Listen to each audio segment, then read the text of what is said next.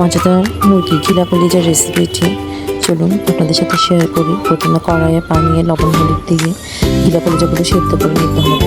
ঘিলা কলিজাগুলো সেদ্ধ হয়ে এলে কড়াইয়ে টুকরো করা আলুগুলো লবণ হলুদ দিয়ে বাদামি করে ভেজে নিয়ে একই কড়াইয়ে সামান্য তেল দিয়ে জিরা তেজপাতা শুকনো লঙ্কা ফোড়নে পেঁয়াজ কুচিগুলো ভালো করে বাদামি করে ভেজে নিয়ে ওতে পেঁয়াজ রসুন কাঁচা লঙ্কা বাটা লবণ হলুদ দিয়ে ভালো করে ভেজে সামান্য পরিমাণ পানি দিয়ে কষিয়ে নিতে হবে। কষানো হয়ে এলে লাল লঙ্কা বাটা জিরের গুঁড়ো দিয়ে আরও কিছুক্ষণ কষিয়ে নিয়ে ভেজে রাখা আলুগুলো দিয়ে কষিয়ে নিয়ে যখন কষানোর উপরে তেল উঠে আসবে সেদ্ধ করে রাখা ঘিলা কলিজাগুলো দিয়ে ভালো করে রান্না করে নিতে হবে।